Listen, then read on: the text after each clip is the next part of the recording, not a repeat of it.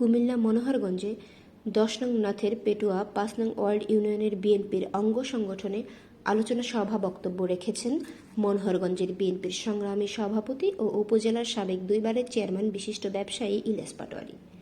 এই সময়ে উপস্থিত ছিলেন মনোহরগঞ্জ উপজেলার বিএনপির সহসভাপতি জনাব আলহাজ মোহাম্মদ জহিরুল হক ভূঁইয়া, সাধারণ সম্পাদক জনাব শরীফ হোসেন চেয়ারম্যান, যুগ্ম সাধারণ সম্পাদক জনাব আবুল কালাম আজাদ। আরও উপস্থিত ছিলেন বিশিষ্ট ব্যবসায়ী ও রাজনীতিবিদ জনাব আলহাজ আবুল কাশেম চৌধুরী, মনোহরগঞ্জ উপজেলার বিএনপির সদস্য জনাব আলহাজ ইঞ্জিনিয়ার আবু সুফিয়ান পারভেজ, সাধারণ সম্পাদক জনাব মাসুদুল আলম বাচ্চু ও বিশিষ্ট ব্যবসায়ী রাজনীতিবিদ জনাব মোহাম্মদ ফরিদ উদ্দিন প্রমুখ।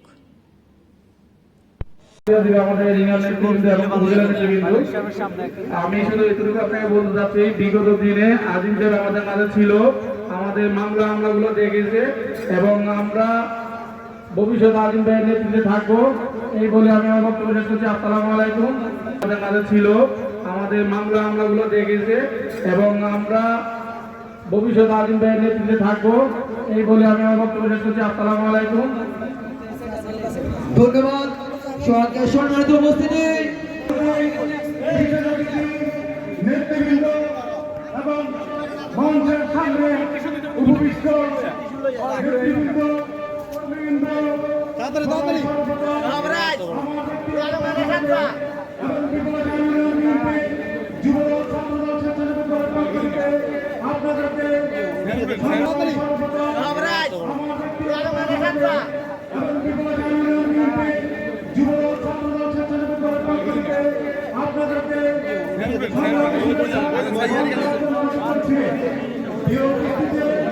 আপনারা জানেন যুব ছাত্রদল স্বেচ্ছাসেবক আপনাদেরকে আপনারা